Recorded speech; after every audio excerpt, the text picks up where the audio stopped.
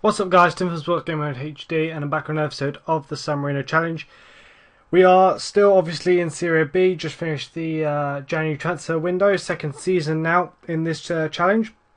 And we've got yet again the good, the bad and the San Marino. And once again, the San Marino is a completely different level. But disappointment is not, the disappointing thing is it's not as bad as the 10-0 defeat to Ukraine. I've not been able to replicate anything quite as impressive as that, so it's not, that's not quite as good. But we still have the San Marino. So we've got to look at club team and national team, and as you can probably guess, the San Marino standard of things is the national team. But first of all, let's look at transfers. I've made a couple changes since I was last with you. Three changes maybe. This guy, Anis Badri, is our new winger, French winger. He's a bit of a beast. 12 games, 5 goals, 3 assists. Probably by far our best winger actually. Then there's this guy I brought in January, a Brazilian attacking midfielder who looks pretty good. He's not actually played a competitive game for us yet because we've only had two games in January. I think he missed one of them and was available for the second one. Then I brought Nicola Lilii. 1 game, 3 conceded, 3 goals. But he's our best goalkeeper now. Got rid of a couple of players. Massimo Coda, got rid of him. Got rid of Farina. So yeah, a couple of players have left us. I don't think there's anything else really to talk about with that. So fixtures, things have been really mixed bag, real mixed bag. Start off with the defeat against Regina, as you know. Then we played Brescia and Grosseto, who we played today on Livecom actually. Beat both of them. Then we lost to Torino. Torino, very good team, obviously. Serie A in real life. Then bounced back with a win. Then lost. Then draws. A really good run here actually, as you can tell. Unbeaten. Then we lost to Ascoli, who are owned by a Russian tycoon, I believe it is. Yeah, owned by a Russian tycoon. 37.5 million is their value. They've been able to spend £11.5 million. So that just shows you how good they are. So yeah, I was not too disappointed to lose that really, given how wealthy they are. Then we got a good bounce back with a good win. Then we played Verona, who have said they're a really good team, and they are. They are a very good team. But 2 of their goals in this game were absolute. I watched replay after replay after replay, miles and just miles offside. So 2-0, I count that as, because it was just ridiculous, and we lost an injury. So that was a really bad day at the office for us. Bounced back with a win though. Then a couple of draws. Then a defeat again, a bit of another cruel defeat, 1-0. But since then, actually, since the really annoying game against Verona, things have been okay actually. 1-0, 2 1-0 defeats. Brescia wasn't great, 3-1, but a couple of good wins. 2 friendlies through January because we had big gaps in our fixture list. So comfortable wins there, obviously. But yeah, things aren't going too badly at all in the league. I'm very pleased with how it's gone actually. My goal has been 40. I want 45 points. That's my objective. So if we're currently on what, 31 points, so we're nearly there. Currently 10 points. 10 points from relegation zone, so that's good. Top 6 I think is the playoffs. How are we far off? 8 points off the playoffs. So that's not beyond all possibility. We could make the playoffs, but who knows? At the moment it's nicely poised. We are in mid-table, so we can still go either way. That's pretty good, I think. Cup we're obviously knocked out. Now, so yeah, you've seen the good and the bad. Now the San Marino. So we've got Luxembourg and Cyprus. I think we've got to arrange a couple more friendlies actually. So yeah, we lost to Ukraine 10-0. You knew that one. Then what would Albania maybe, or maybe not Albania. Couple of 5-0 defeats, 6-0 defeat, 4-1 to Moldova, 3-0 to Ukraine. That was good. Then we lost to the Cayman Islands. Now, without doubt, without any doubt, I've been playing this game now for years. Obviously, not this particular game because it's not over a year. But I've been playing this franchise now, for as long as I can remember. I can't even tell you which was the first one I played. This is without doubt the single worst defeat I've ever had in all of my Football Manager experience. I've never ever had a loss as bad as that. I've never lost to a worse team than the Cayman Islands. I almost wanted to just stop playing the game. I felt like I wasn't worthy of playing it. That I managed to put a team out in San Marino that failed to win, or at least draw with them. Like, I was I was disgusted with myself, quite frankly. Then we played Andorra and drew 2-2, which was a lot better considering we lost to them before. So, you know, we're quite close to Andorra, but clearly miles from Cayman Islands. But I don't understand this one. I don't understand how we can lose to the Cayman Islands. I mean, before, I don't know why they've got no players at all now, actually. I don't know why they've not selected any players. But they had no real players. None. Right? No, bear that in mind. No real players. Then Money Express are an amateur club. Amateur club. Amateur club. And so they're amateur.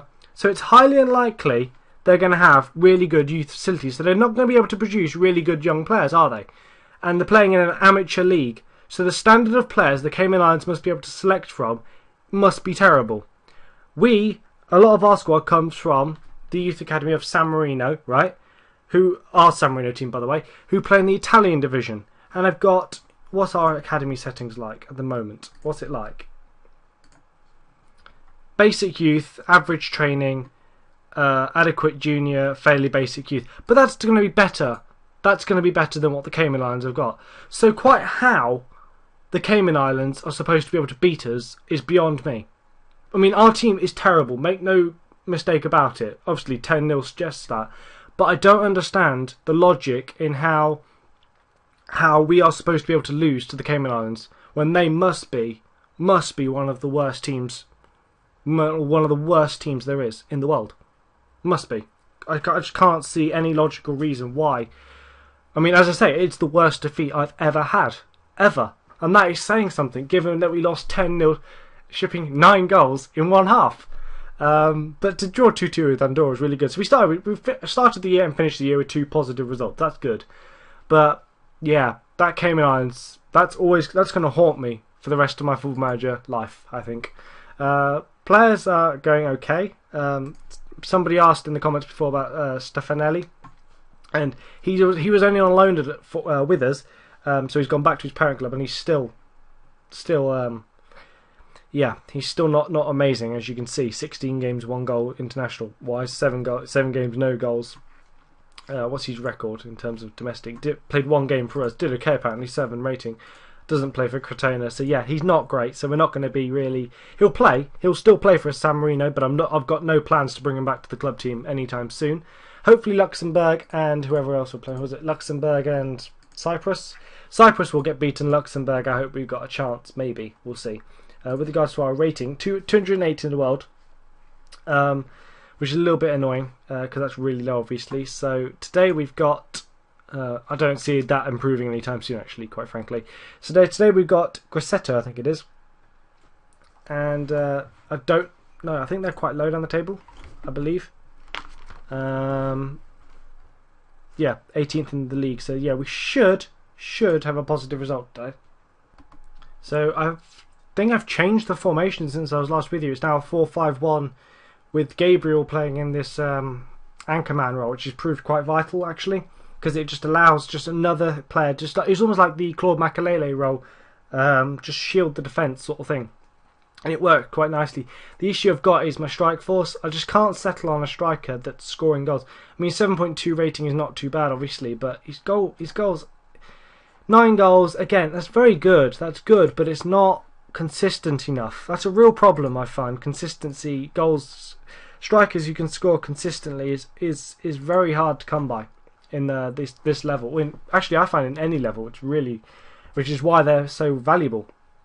But obviously, I don't know if you could tell, but I'm back on my own laptop now. My laptop is now fixed. Hopefully, nothing will go wrong with it. So I've got all my graphics back. So we've got faces and stuff like that. So I was able to see the faces of the players we've signed, and some of them look like quite interesting characters. There's nobody like Dumbia, who we had last year, who had his eyes closed in his photo. That was quite hilarious. But Ascoli, obviously Russian tycoon, spending millions on their squad. I think they're already top. I can't remember off the top of my head how far ahead they are, but that's gone. So we can't even dream of first. I don't even know how many points it is between us and them. But that was always gone once I realised they got a tycoon. And then you got Torino again. I don't know where. I can't remember off the top of my head where these teams are, but Torino, very good team. So and then Pescara as well. who actually, Vice, who used to be at Man City, I believe, was playing for them, and he's now gone to PSG. So PSG are shopping for Serie B players. That just tells you the standard of some of the players in this league who don't play for us. Go on. Oh, forced the keeper to make a save there. Now, the international. I was just saying about the Andorra game. That was really frustrating because I don't know. It's just no matter what tactic I put my players in, it just doesn't seem to matter. I mean, as I've said to you before. It's almost like if you ask them to do something different mid-game, everything goes wrong and they lose all shape, and you get 10-0 defeats. Even though I didn't change the formation in that game, that was just hysterical. You know how badly. Oh God, we conceded again. But no, if you ask them to do something different, they crumble. But then against Andorra, they were playing so badly that Andorra, some average Andorran, I think it was the fullback, was able to run through about 4 of my players like he was Lionel Messi. And we've just got a goal. Banu, who's actually come under offers from Pescara, Brescia and Regina, who want to co-own him. And they've offered me £500,000, which I rejected. I don't want anything to do with co-ownerships. Whenever I manage in Italy, I just don't see the point in them. So I just reject it all the time. So yeah, he's under offer, and I really can't see why. His ratings he gets really good match ratings, but his attributes are really poor. Like in relation to how good his match ratings are, his attributes are really bad. I'm talking like 11 tackling, which is nothing to do a song and dance about, really, is it? Garcia's another good centre back actually. He's played well this year. I thought Lily. I will find out how to say his name. No doubt somebody in the comments will tell me. I'll Google it. The goalkeeper, Lily. I've known about him for years. Every FM for a few years now, he's been like a wonder kid goalkeeper. And this year though, I've never seen him develop that well. Not in relation to how he did before. He used to become a real like Ter Stegen is now. He used to be like potentially able to come like that sort of thing.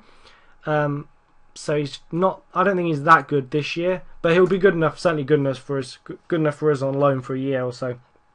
Another interesting thing is Bristol Rovers and Northampton have approached me, which obviously I flat out rejected. But it was just nice to see some English clubs offering me jobs. But I'm in Serie B, which is second tier of Italian football, and they're in the 4th tier of English football. So I was never going to accept. But it was just nice to see that teams want me, want to poach me from San Marino. But obviously rejected. And we need to make another change. Florian David, go on, you have a run out. And we've just conceded again. Of course we have. Of course we've conceded again. We're on Livecom. We must concede again. If we play off Livecom, we do well. If we play on Livecom, we don't do well. Wait. If we play on Livecom, we lose. If we don't play on Livecom, we still lose most of them. Well, sometimes we lose. But my record is really bad. With the QPR, we started really bad. My record did, I seem to remember. But then it got better.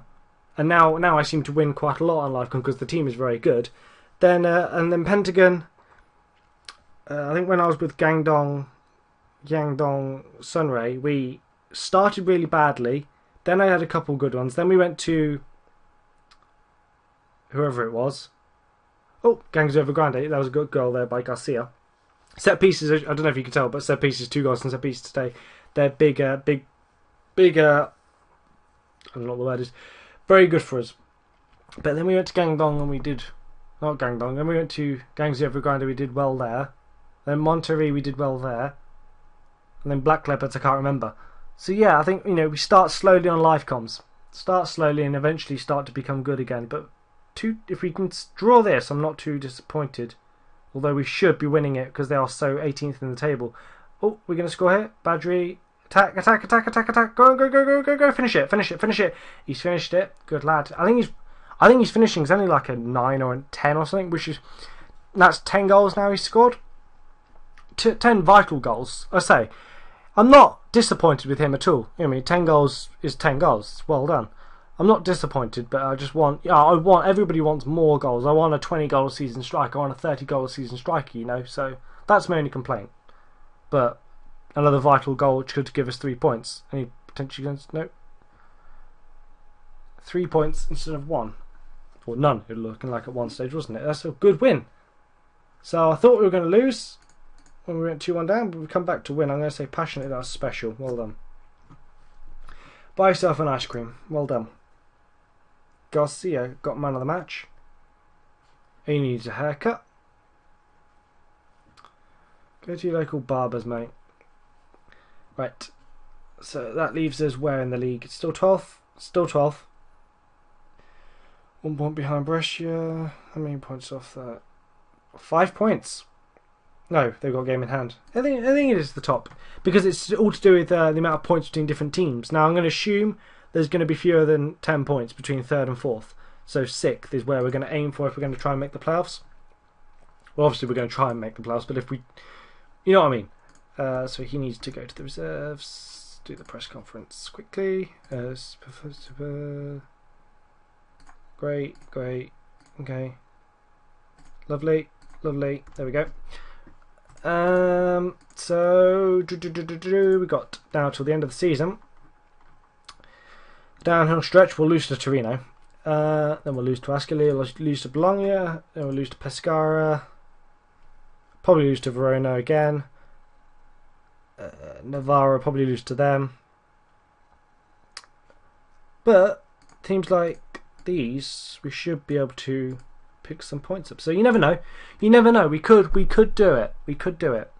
I mean, Ascoli, they've run away now with the league, as you can see. Actually, I'll quickly just go through and show. Ascoli, you can see now they're going to finish top, unless they have a catastrophic failure. They were actually started really slowly. Actually, if we just look at them, I think actually last year when I did the Pentagon Challenge, they were bought by another tycoon.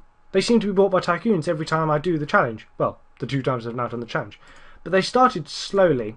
Couple defeats, but then ever since what, November, they've just gone beast mode, and they won again yesterday or today actually. Serie A, what's happening in Serie A?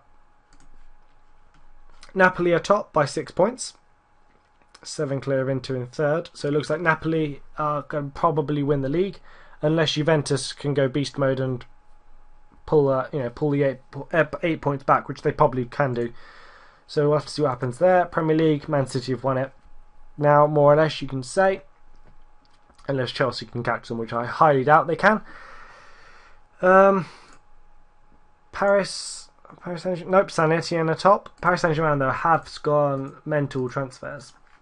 £147 million is Vladimir Weiss, £5.5 million to Pescara. But yep, their squad, they've gone beast mode, buying players, insane. And in Germany, Dortmund, isn't it? Yeah, Bayern Munich are still down in 8th. Pep Guardiola is their manager at the moment, as in real life.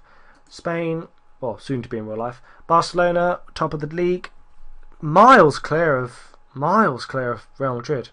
14 points in it. Wow. Madrid have had a bad year, clearly. Who have they been losing to? Who have you been losing to? Celta. Wow. Granada, Mallorca, Barcelona. Wow. Okay. Where did they finish in their Champions League group? No, they didn't even qualify. PSV. Really? PSV got through. Wow. In England, I think Chelsea have spent a bit. 35, maybe not. Coentrao, onto them.